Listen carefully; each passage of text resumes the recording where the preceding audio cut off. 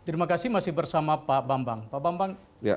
Presiden minta 10.000, kemampuan kita masih sekitar 7.000 ya. Apa karena keterbatasan rapid test atau karena swab kita yang masih terbatas? Keterbatasannya sebenarnya pada labnya, ya. Kalau swab test kan bisa diambil sebanyak mungkin, tetapi yang paling penting kemudian adalah pengujiannya di lab. Nah, kebetulan memang pertama dibutuhkan lab level BSL-2, Biosafety Lab 2, dan tentunya peralatan, baik peralatan RT-PCR-nya maupun bahan seperti reagen.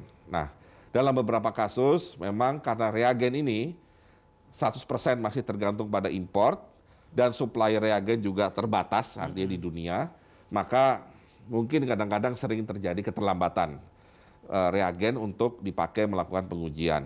Nah, kemudian ada isu yang lebih kritikal yaitu sumber daya manusia, karena yang dipakai adalah lab BSL-2 yang butuh protokol tertentu dan orang-orangnya harus dilatih dulu.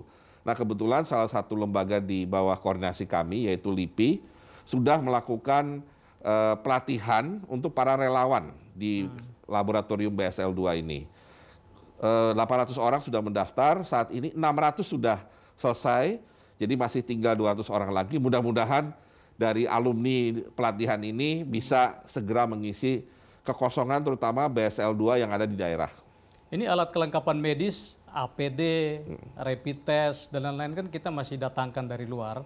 Bagaimana kesiapan riset kita supaya kita bisa produksi dalam negeri ini, Pak? Ya, jadi kejadian COVID ini rupanya memberikan suatu pencerahan dan semangat baru kepada para peneliti kita. Dan kalau kita lihat peta peneliti kita itu kan ada di perguruan tinggi, ada di lembaga penelitian, dan ada yang di swasta atau di BUMN. Nah, biasanya kalau kita bicara alat kesehatan maupun bahan baku obat, semua orang sudah tahu bahwa Indonesia sangat tergantung import. 90% di alkes, bahkan 95% di bahan baku obat. Nah, ketika kejadian COVID ini pandemik ya terjadi, semua pihak sekarang sadar bahwa kita tidak bisa 100% bergantung kepada kemampuan kita membeli dari luar. Kenapa? Karena seluruh dunia butuh. Seluruh dunia butuh ventilator, seluruh dunia butuh PCR test, seluruh dunia butuh rapid test misalkan. Nah, rupanya kesadaran itu kemudian mendorong inovasi dari para peneliti kita, baik di lembaga penelitian maupun di perguruan tinggi, sehingga muncullah misalkan ventilator, ya, yang memang sangat kurang, ya. Data kemarin juga menunjukkan kita masih butuh ventilator lebih banyak lagi. Memang kita bisa tinggal mengimpor, cuma tadi dunia negara lain pun sangat membutuhkan. Sehingga akhirnya dengan inovasi, dengan menggunakan open source yang kebetulan sudah ada, akhirnya per hari ini sudah ada 4 prototipe ventilator yang didesain murni oleh putra-putri bangsa, yang sudah basically hampir lolos dari uji alat maupun uji klinis di Kementerian Kesehatan. Itu rencananya berapa banyak yang akan diproduksi? Jadi begini, kalau kebutuhan, data yang kami dapat dari Kemenkes terakhir masih dibutuhkan minimal 1.000 ventilator jenis namanya CPAP, ya. CPAP ini biasanya yang lebih bersifat portable ventilator. Kemudian ada 700 yang berjenis AmbuBag. AmbuBag ini biasanya untuk emergency.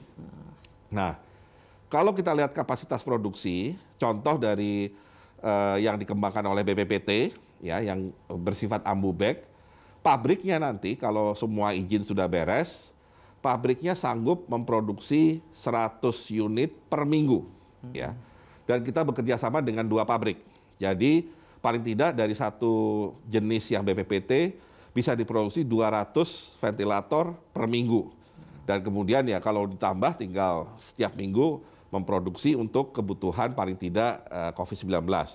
Nah, kemudian dari yang lain juga, yang dari CPAP, yang dari ITB, dari UI, dari swasta, itu juga punya kapasitas produksi sekitar 100 sampai 200 unit per minggu. Jadi harapannya dalam 1 bulan mudah-mudahan kebutuhan ventilator tidak perlu lagi mendatangkan dari luar, kecuali ventilator yang untuk ICU, yang memang belum bisa kita buat karena memang itu butuh spesifikasi khusus ya? Ya, itu spesifikasi khusus dan sifatnya invasif ya, dan memang membutuhkan penelitian lebih panjang untuk bisa menghasilkan yang ICU. Kita lanjut segmen berikut.